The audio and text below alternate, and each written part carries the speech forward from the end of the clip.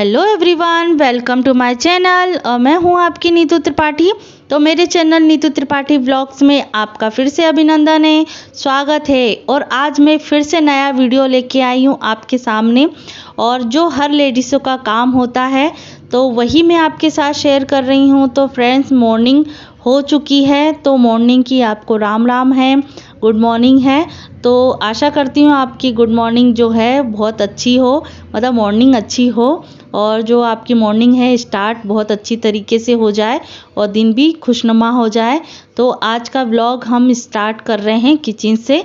तो आज मैंने बनाया है अंश के लिए सब्जी बनाई है और पराठे बनाऊंगी। और बस यही रूटीन है हमारा कि मॉर्निंग में उठकर हमें क्या क्या करना चाहिए और किस तरीके से हमें अपने काम को पूरा करना चाहिए, फुल स्पीड से कर लेना चाहिए।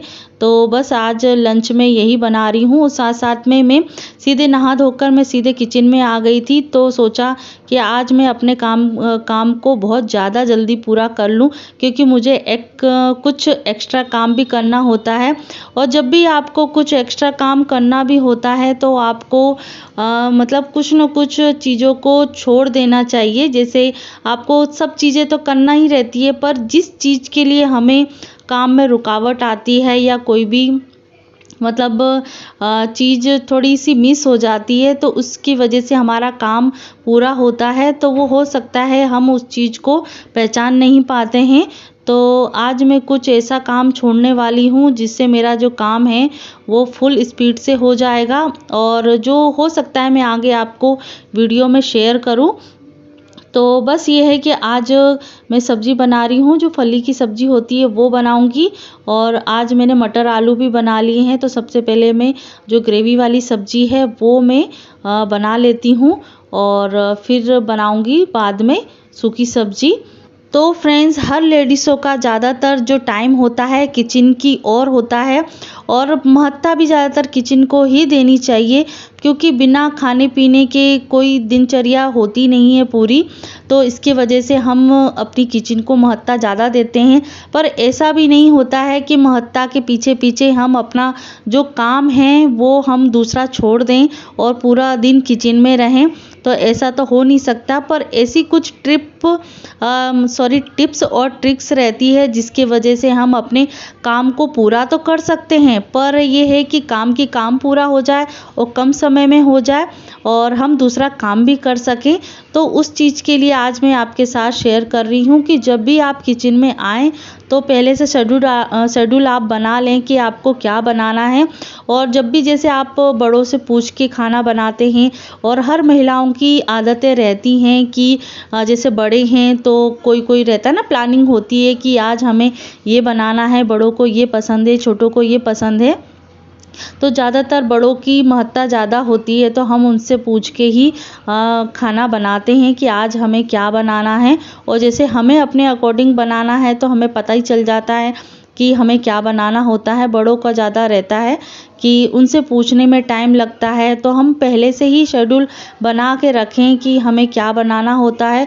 तो देखिएगा कि इस टिप से आपका जो खाना है तो ये दिनचर्या जो होती है इतनी तुरंत फास्ट से चलती है और खाना भी बहुत जल्दी बन जाता है और आपका किचन भी काम हो जाता है, क्योंकि आप किचन में आते हैं तो 4 से 5 काम तुरंत हो जाते हैं। बर्तन जमाना, बर्तन धोना, और सब्जी आपने इधर छोंक दी है तो दूसरी तरफ पराठे बना रहे हैं।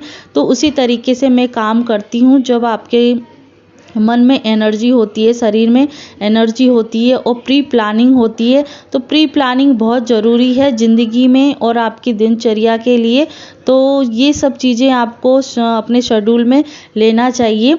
और कभी कभी रहता है कि नहीं बन पाता है शेड्यूल, तो आप उस चीज़ के लिए लिस्ट भी बना सकते हैं कि जैसे आपके परिवार में कोई बड़े नहीं हैं या सास ससुर नहीं हैं, तो आप अपने शेड्यूल के हिसाब से लिस्ट बनाइए कि मंडे को क्या बनना है और आपके वीक में क्या बनना है। तो शेड्यूल बनता है। और कभी कभी ये सब चीज़ें तो नहीं हो पाती हैं, पर जो सब्ज़ी हमारे किचन में दिखती है तो वो हम ज़्यादातर बना लेते हैं, या उस चीज़ को हम दोबारा नहीं खाना चाहते, क्योंकि वीकली में 1 से 2 बार वो सब्ज़ी हो जाती है तो दोबारा नहीं खाना चाहते। तो आप नई रेसिपी बना सकते हैं, उसको भी प्री प्लानिंग में आप जोड़ सकते हैं। और जिस चीज़ के लिए आपको रुकावट आती है कि आप उस चीज़ के लिए आप देर से काम कर पा रहे हैं, तो उस चीज़ को छोड़ देना चाहिए, तो वही बेहतर है। तो वो भी मैंने आज किया है, बहुत अच्छा लगा मुझे। और यहाँ मैं अंश के लिए टिफ़िन पैक कर रही थी, तब तक आ चुके हैं देवांश उठकर। और थोड़ा सा बिज़ी शेड्यूल हो जाता है क्योंकि मॉर्निंग में, क्योंकि बच्चे किस मतलब मूड से उठते हैं। और देखिए आज तो मतलब थोड़ा सा मूड उसका ऑफ था, क्योंकि आज तुरंत ही मेरी गोदी में आके हो गया है। और कभी कभी रहती हूँ उसके पास में तो तुरंत उठ जाता है, गोदी में थोड़ा सा लेट जाता है, गुड मॉर्निंग बोलता है, राधे राधे बोलता है, तब उसकी जाके मॉर्निंग होती है। तो उस टाइम पे मैं क्या किचन में थी, थोड़ा सा लेट उठा है तो सीधे किचन में आ गया है। और मैं किचन से डायरेक्ट रूम में नहीं जा सकती हूँ, क्योंकि अब अंश का जाने का टाइम हो गया है स्कूल का, तो तुरंत मुझे उसके लिए लंच पैक करना है। तो यहाँ थोड़ी देर के लिए मैंने बैठा दिया था, क्योंकि प्लेटफॉर्म जो होता है ना थोड़ा सा ठंडा होता है, और थोड़ा पत्थर का है ना, जो टाइल्स हैं पत्थर है, पत्थर का बना हुआ है हमारा counter top. Hello everyone, welcome to my channel. तो फ्रेंड्स, अब मैं किचन से निपट चुकी हूँ, मतलब मॉर्निंग वाले से, क्योंकि अंश अभी जा चुके हैं स्कूल, और उनके लिए मैंने अपना जो लंच है वो मैंने बना दिया है। और अभी मैं जा रही हूँ, बस मंदिर जाना है मुझे। और काफ़ी टाइम हो गया है मुझे मंदिर जाए हुए, क्योंकि शेड्यूल उस तरीके से हो गया है कि मैं उस चीज़ के लिए, मैं पूजा के लिए टाइम नहीं निकाल पा रही हूँ। मतलब ये है कि घर की पूजा हो जाती है, जैसे मंदिर जाना होना, तो उस चीज़ के लिए टाइम नहीं मिलता है। तो आज सोचा कि आज मैं कैसे भी करके मैं मंदिर जाके ही रहूँगी, या कोई एक काम छूटे या कुछ भी हो, मैं आज एक काम करके ही अपने पीछे जो मंदिर है ना पीछे, तो वही मैं जाऊँगी, जो आपके साथ शेयर करती हूँ वही। बस मैं फटाफट से तैयार हो जाती हूँ, थोड़ा सिंदूर विंदूर लगा लूँ, तैयार हो जाऊँ, फिर मैं जाती हूँ मंदिर। तो फ्रेंड्स, बात करने के बाद थोड़ा सा मैंने अपनी स्किन केयर किया। जो अब वो कहते हैं ना कि अब किचन से आप निकले हो तो वैसे जूठे तो नहीं होते, क्योंकि नहा धोकर हम खाना बनाते हैं तो जूठे तो नहीं होते हैं। तो आप बस मुंह हाथ धो लो, कुल्ला कर लो, उसके बाद आप पूजा कंटिन्यू कर सकते हैं। क्योंकि देखो, गृह गृहस्थी में आपको ये सब चीज़ें करनी होती हैं, और सास ससुर को देखना पड़ता है, खुद के लिए टाइम निकालना पड़ता है, भगवान के लिए टाइम निकालना पड़ता है। पर कुछ दिन अब इसी तरीके से हो रहे थे कि मैं बस घर की पूजा कर पा रही थी, जो मेरा ज़्यादा रूटीन नहीं रहता है, मतलब ज़्यादा टाइम नहीं दे पाती हूँ पूजा के लिए, क्योंकि लंच इतना मतलब हो जाता है, ब्रेकफास्ट इतना हो जाता है, बच्चों को लाने ले जाने में टाइम हो जाता है। और कुछ समय जो मिलते हैं वो मैं अपने लिए भी थोड़ा बहुत करती हूँ। और थोड़ा सा अभी बच्चों की भी प्रिपरेशन करना है, स्कूल जाती तो उनकी भी प्रिपरेशन करना होती है, तो उसके लिए भी हमें टाइम देना होते हैं। क्योंकि मॉर्निंग का जो टाइम होता है ना वो फुल एनर्जी से होता है, क्योंकि वहाँ से जब हम आते हैं ना स्कूल से, तो थोड़ी सी एनर्जी हमारी डाउन हो जाती है। बस शाम का खाना और बच्चों को पढ़ाना ही हो पाता है, अपने लिए टाइम नहीं निकाल पाते हैं। तो जो भी काम होता है वो मॉर्निंग में ही करना होता है, पूजा पाठ से रिलेटेड काम करना होता है। तो यहाँ फाइनली आज मैं सोच के रखी थी कि मैं घर की पूजा करने के बाद सीधे जाऊंगी मंदिर। तो मैंने बस एक काम छोड़ दिया था, तो जिसके वजह से मैं अपना मतलब भगवान को थोड़ा बहुत टाइम दे पा रही हूँ। और बहुत मतलब महीना भर हो गया था कि मैं मंदिर बिल्कुल जा ही नहीं पा रही थी। तो मैंने सोचा कि चलो, और जाना भी चाहूँ तो मैं 6 बजे भी जा सकती हूँ, 5 बजे भी जा सकती हूँ, क्योंकि अंधेरा मतलब एक अंधेरा हो जाता है, तो जिसकी परमिशन नहीं हो पाती है, मैं अकेले नहीं जा सकती हूँ। और जैसे है कि हस्बैंड उठ जाएं तो हम साथ में मंदिर चले जाएं, तो उनका थोड़ा सा लेट उठना होता है। भगवान मतलब भगवान की भक्ति कौन नहीं करना चाहता, पर यही है ना कि थोड़ा बहुत जब जैसा शेड्यूल होता है उसके हिसाब से हमें मैनेज करना होता है। तो बस यहाँ घर की पूजा करने के बाद, भोले बाबा को नहलाने के बाद, स्नान करने के बाद, और तुलसी माता की पूजा की, और भोले बाबा की जो मेरी डेली रूटीन वाली पूजा होती है वही मैं आपके साथ शेयर कर रही हूँ।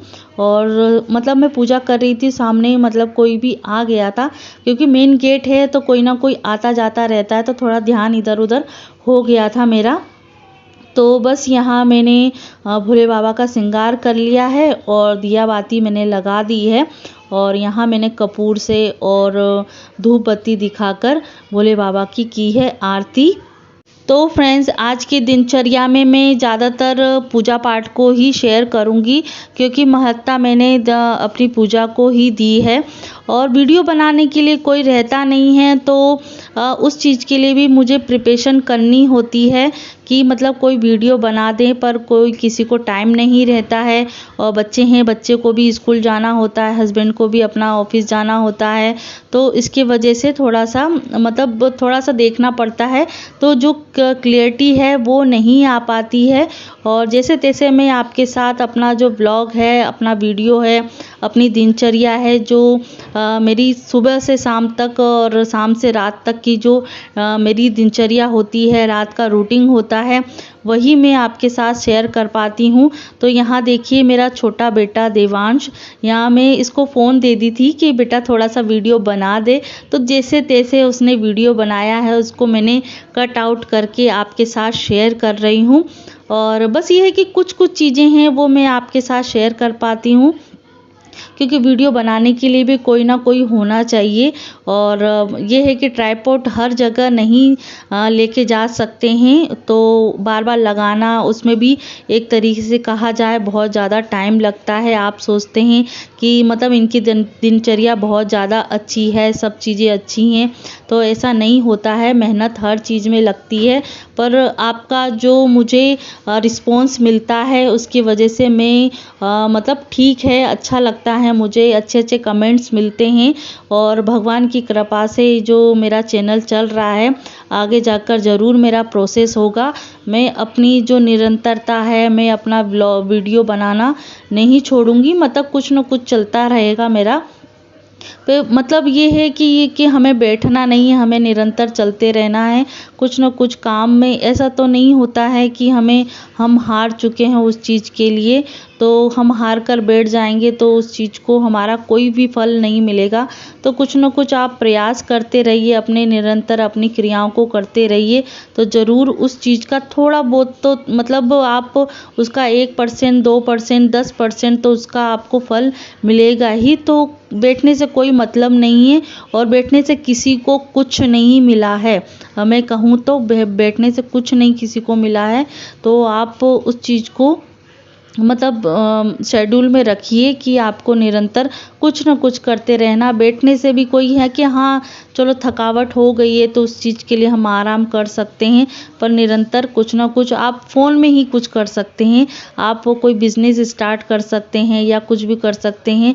भगवान का यही एक आदेश रहता है और यही हमें उपदेश देते हैं, ज्ञान देते हैं कि हमें निरंतर कार्य करते रहना चाहिए। काम करो, फल की इच्छा ना करो, मतलब इस तरीके से होता है।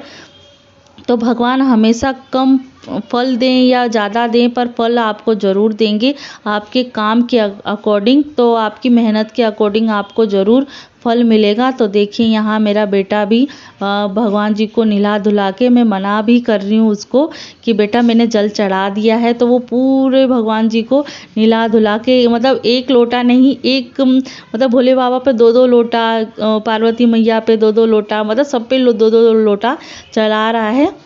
मतलब एक तरीके से कहा जाए पूरी बाल्टी उसने खाली कर दी कि बेटा दूसरे लोग भी आएंगे पूजा करने के लिए, तो उनके लिए चढ़ाने के लिए कुछ नहीं रहेगा।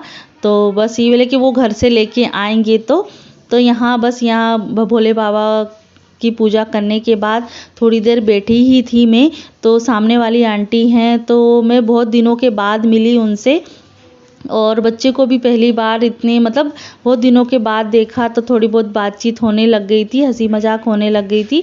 तो बस यहाँ पूजा आराधना करने के बाद बच्चे को मैं लेके आई, तो मुझे भी बहुत अच्छा लगता है कि बच्चों को थोड़ा बहुत मंदिर में लाना ले जाना करना चाहिए, जिससे उनका भी रूटीन आगे जाकर थोड़ा बहुत रहे, क्योंकि आजकल के युग में बच्चों को ये सब चीज़ें नहीं हो पाती हैं। तो जो हम करते हैं वही बच्चा सीखता है और वही करता है। तो इसकी वजह से आपको अपनी दिनचर्या में मतलब 10 से 15 मिनट, आधा घंटा जितना हो सके भगवान को याद करना चाहिए, उनके सामने हाथ जोड़ना चाहिए। तो फाइनली मैं मंदिर से आ चुकी हूँ घर पर और अब हो चुका है हस्बैंड की नाश्ता करने का टाइम। तो अब इनको भी मैं नाश्ता दूंगी और मैं भी नाश्ता करूंगी, क्योंकि अब थोड़ी देर के बाद मतलब देवांश भी स्कूल जाने लगेंगे और उनका भी टाइम हो जाएगा। तो उससे पहले मुझे हस्बैंड को नाश्ता देना होता है। तो आटा मैंने मॉर्निंग में ही गूंद लिया था, क्योंकि अंश को मैंने पराठे बनाए थे और वही आटे से मैं बना दूंगी उनके लिए पूड़ी। और पूड़ी मतलब पराठे का ये सिस्टम होता है ना कि पराठे थोड़े से हैवी हो जाते हैं, पूड़ी भी हो जाती हैं, वो पूड़ी पराठे से ज़्यादा अच्छी लगती हैं। तो इसके वजह से मैं पूड़ी बना देती हूँ। पर वैरायटी भी तो अलग अलग होती है। पापा ने खाया है पोहा, हस्बैंड ने खाया है पूड़ी, और मैं भी पूड़ी खाऊंगी। और क्या बोलते हैं, मतलब पापा ने पोहा खाया, अंश भी पराठे लेके गया था। तो मतलब कढ़ाई भी रखना पड़ती है, उसमें तेल डालना पड़ता है। तो एक तरीके से आटा गूंदना नहीं पड़ा है, पर प्रोसेस हमारी अलग अलग हो रही है ना, बर्तन भी अलग निकलते हैं। तो इसकी वजह से हमारी दिनचर्या बहुत ज़्यादा बिजी शेड्यूल हो जाता है। और जैसे एक नाश्ता बने और एक टाइम पर हो तो ज़्यादा बेस्ट रहता है। जैसे 6 जने हैं तो 6 जनों का अलग उनका नाश्ता होगा, और ये सिस्टम होता है हमारे घर में। और उसी चीज़ के लिए थोड़ी सी मेरा वो मतलब शिकायत नहीं बोल सकते हैं, क्योंकि शिकायत तो नहीं बोलूँगी मैं, ये एक टाइम टेबल शेड्यूल जो होता है वो मेरा बिगड़ जाता है। अब मैं बनाना चाहूँ तो मैं इकट्ठा भी बना सकती हूँ, और इकट्ठा हमारी दिनचर्या में होता नहीं है। जब तक कढ़ाई से तवे से जो चीज़ें सीधे थाली में जाती है वही चीज़ ज़्यादा बेटर रहती है, वो शुरू से ही आदत बना के रखी है। तो यहाँ देखिए मैं पूड़ी बना दी हूँ हस्बैंड के लिए, साथ में चाहिए चाय। और यहाँ मैंने मिर्ची का अचार रखा है, आम का अचार रखा है, और थोड़ा सा जो बुकलू है होता है ना, थोड़ा सा कानपुरी मसाला होता है, जो मैं आपके साथ बाद में भी शेयर करूँगी। बहुत ज़्यादा फ़ायदेमंद मसाला है, जिसके साथ आप पूड़ी के साथ, पराठे के साथ या पोहा में डाल सकते हैं। और आप जैसे बादी वादी होती है ना पेट में, जैसे पाचन तंत्र थोड़ा सा ख़राब हो जाता है, तो उसके लिए भी बहुत ज़्यादा फ़ायदेमंद है कि गुनगुने पानी के साथ आप उसको फाँक लीजिए 1 चम्मच, तो पेट बहुत अच्छी तरीके से हो जाता है। तो यहाँ फाइनली हस्बैंड को नाश्ता करने के बाद देवांश को भी चलते फिरते मैंने नाश्ता करवा दिया है। वैसे तो कभी कभी हस्बैंड के साथ में भी नाश्ता कर लेता है, पापा के साथ भी कर लेता है। बच्चों का तो ये रहता है ना, मतलब हर जगह चुनते रहते हैं, 2-2 कोरा है, 1-1 पूड़ी है, अपना खाते रहते हैं। और दूध भी मैंने मॉर्निंग में दे दिया था, और कुछ ना कुछ चुटपुट खाते ही रहते हैं, तो उनका पेट हल्का फुल्का भरा हुआ रहता है। और देखिए इतना मतलब मस्ती भी करता है, कहा जाए एक तरीके से कहा जाए बहुत ज़्यादा सिंसियर है। मैं थोड़ा सा उसके लिए नाराज़ हो जाऊं तो वो आगे होके मुझे मनाता हुआ होता है कि क्या हुआ मम्मी, क्या हुआ मम्मी, तो आगे होकर मुझे सॉरी बोल देता है। तो आशा करती हूँ आपको ये वीडियो अच्छा लगा हो, तो लाइक शेयर कमेंट ज़रूर कीजिएगा, और यूज़फुल लगता है तो कमेंट ज़रूर कीजिएगा। तो अब देवांश का टाइम हो गया है स्कूल जाने का, तो अगले वीडियो में मिलते हैं नए वीडियो के साथ में। अपना ध्यान